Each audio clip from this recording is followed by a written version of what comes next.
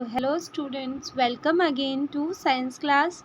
So we were learning about metals and non-metals. So we need to understand more about it. So I'm making this video for you. So हमने grade 7th में chemical reaction के बारे में पढ़ा था कि chemical reaction में new substances form होते हैं. So now if substances cannot be broken down further by chemical reaction. अब केमिकल रिएक्शन होने के बाद वो सब्सटेंसेस फिर से ब्रोक डाउन नहीं होंगे तो उन्हें कहा जाता है एलिमेंट. ठीक है, किसी भी प्रोसेस से अब केमिकल रिएक्शन होने के बाद किसी भी प्रोसेस से वो फिर से आगे ब्रेक डाउन नहीं होंगे, उनमें और कोई रिएक्शन नहीं होंगी, तो दे आर एलिमेंट. तो सल्फ़र जो है, सल्फ़र भी एक एलिमेंट है. ऐसे आयरन भी एलिमेंट है, कार्बन भी एलिमेंट है. ऐसे बहुत सारे एलिमेंट्स जो है वो नेचर में प्रेजेंट है. तो the smallest unit of element, element की भी सबसे छोटी यूनिट को क्या कहा जाता है? एटम कहा जाता है. अब ए sample of element contains only one type of atom. तो एलिमेंट में सिर्फ एक ही तरह का एटम होता है. The atom of an element remain unaffected by physical changes. Physical changes की वजह से वो अनअफेक्टेड रहता है. फॉर एग्जांपल वाटर जो है, वाटर को आप फ्रीज करोगे तो वो आइस बन जाएगा, है ना, सॉलिड बन जाएगा लिक्विड से. तो फिजिकल स्टेट उसकी चेंज हो गई, बट वाटर क्या रहेगा? H2O ही रहेगा वो. ठीक है, H2O से कोई दूसरा कॉम्बिनेशन नहीं बन जाएगा वो. वैसे ही आप वाटर को हीट करोगे तो वो बॉयल होने लगेगा, बॉयल होकर और वो वाटर वेपर बन जाएगा, तो तब भी वो उसी फॉर्म में भी H2O ही रहेगा. ठीक है, वैसे ही अगर लिक्विड सल्फ़र का एग्जांपल ले रहे हैं हम, तो लिक्विड सल्फ़र जो है उसका एटम एग्जैक्टली सेम रहेगा सॉलिड या वेपर सल्फ़र के. Now there are total 118 elements. तो टोटल कितने एलिमेंट्स है? 118 एलिमेंट्स. ठीक है, जो कि यहाँ पे इस पीरियोडिक टेबल में शो किए गए हैं. नाउ इनमें से 92 जो है वो नेचुरली ऑकरिंग है और 26 जो है वो मेन मेड एलिमेंट्स कहा गया है जिन्हें. Most elements are metals. तो एलिमेंट्स में से भी ज़्यादातर एलिमेंट्स जो है वो मेटल्स है. Less than 20 are non metal. और 20 से भी कम एलिमेंट्स जो है वो नॉन मेटल्स है. और कुछ जो है मेटलॉइड्स है जो कि मेटल और नॉन मेटल दोनों के ही कैरेक्टरिस्टिक को पोजेस करता है. नाउ देखिए आप, मैटर जो है उन्हें इसे 2 पार्ट्स में डिवाइड किया गया है, मिक्सचर और प्योर सब्सटेंस. मिक्सचर जो होता है होमोजीनियस और हेट्रोजीनियस होता है. ठीक है, उसके बारे में हम पहले पढ़ चुके हैं, बट इस बार हम पढ़ेंगे मेटल और नॉन मेटल के बारे में. तो जो प्योर सब्सटेंस है, प्योर सब्सटेंस भी 2 टाइप्स के हैं, एक तो एलिमेंट्स है और दूसरा कंपाउंड्स है. अब एलिमेंट्स में भी 3 टाइप्स के हैं, दैट इज़ मेटल, मेटलॉइड और नॉन मेटल. मेटल भी 2 टाइप्स के हैं, एक तो मैग्नेटिक है जो मैग्नेट से इफेक्ट होते हैं, और एक नॉन मैग्नेटिक है.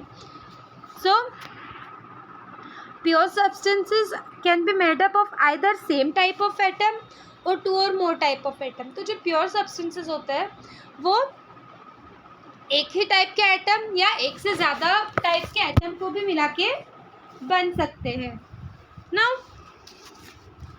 An atom is the smallest unit of matter. और एटम को क्या कहा गया है? सबसे स्मॉलेस्ट यूनिट कहा गया है किसी भी मैटर की. कोई भी चीज़ें बनी है उसका सबसे जो छोटा कण है वो क्या है? एटम है. It is defined as the smallest particle of an element. और वही स्मॉलेस्ट पार्टिकल ऑफ एलिमेंट है विच मे और may not be capable of free existence. तो एटम का हम ऐसा कह सकते हैं कि इसका कोई फ्री एग्जिस्टेंस नहीं है. बहुत सारे एटम मिलके कोई चीज़ जो है वो हमें दिखाई देती है कि वो बहुत सारे एटम से मिलके बनी है. Now it is the smallest particle that can take part in the chemical reaction. But जो एटम है वो केमिकल रिएक्शन में पार्ट ले सकता है. मतलब एटम चेंज होते हैं, जैसे कि डिस्प्लेसमेंट रिएक्शन में हमने देखा था जिंक और कॉपर के एटम्स जो थे एक्सचेंज हो गए थे, है ना. Pure substances are of 2 types. तो प्योर सब्सटेंस जो है वो 2 टाइप्स के हैं, हमने देखा, एलिमेंट्स है और कंपाउंड्स है. तो elements a substance that is made up of only one type of atom and can not be broken down. सिर्फ एक ही तरह के एटम से बना है और वो आगे जाके ब्रेक डाउन नहीं होगा, उसी तरह का एटम जो है उसमें रहेगा, is called element. Element is further classified into metal, non metal और मेटलॉइड. और कंपाउंड क्या होते हैं? कंपाउंड जो होते हैं एक या दो तरह के या उससे ज़्यादा तरह के एलिमेंट से मिलके बने होते हैं. जो कंपाउंड होते हैं कि उसमें से किसी एक तरह का आइटम नहीं होता, बट अलग अलग तरह के एलिमेंट्स मिलके और कंपाउंड बनता है, जिसका रेशियो जो है वो फिक्स्ड रहता है, उसका रेशियो चेंज नहीं होता है throughout the condition. Elements are given symbols that are present in their names. तो एलिमेंट्स को डिफरेंट सिम्बल्स दिए गए हैं जो कि अब उसके नेम में प्रेजेंट है. Now but there are some elements which are derived from Latin. और कुछ एलिमेंट्स ऐसे हैं जिनके लैटिन नेम से उनके नाम लिए गए हैं, and their names do not represent their symbol या रिसेंबल देयर सिंबल. तो कुछ एलिमेंट्स के जो सिंबल्स है वो उनके नाम से रिलेट नहीं करते. जैसे यहाँ पे एग्जांपल्स लेते हैं. आर्गोन का सिंबल है AR, देन आर्सेनिक का सिंबल है AS, एल्यूमिनियम का है AL, boron B, barium BA, bromine BR, carbon C, calcium CA, then chlorine CL,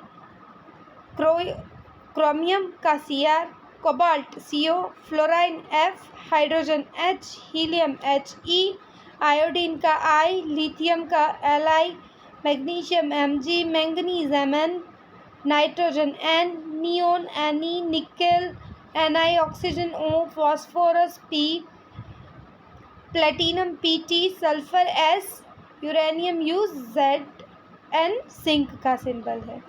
but यहाँ पे जो पुराने जो लैटिन नेम से लिए गए हैं, तो एंटीमोनी इसका जो सिंबल है ये Sb, स्टीबियम इसका जो लैटिन नेम है उससे लिया गया है. कॉपर का जो लैटिन नेम है it is कपरन and it is Cu. Gold का है एरम, तो गोल्ड का सिंबल भी है उसके लैटिन नेम से Au. आयरन जो है इट इज़ फेरस और इसका लैटिन नेम से ही लिया गया है Fe. देन लीड जो है इट इज़ प्लम्बम, तो इसका लैटिन नेम से ही लिया गया है, इसका सिंबल है Pb. वैसे ही मर्क्यूरी हाइग्रम Hg. पोटेशियम जो है इसका है कैलियम, इसलिए K है इसका सिंबल. सिल्वर जो था एग्रेंटम, लैटिन नेम था इसका, इसीलिए इसका सिंबल है Ag. सोडियम का सिंबल है Na क्योंकि इसका लैटिन नेम है नेट्रियम. टिन का स्टेवरन है, इसीलिए इसका सिंबल है Sn.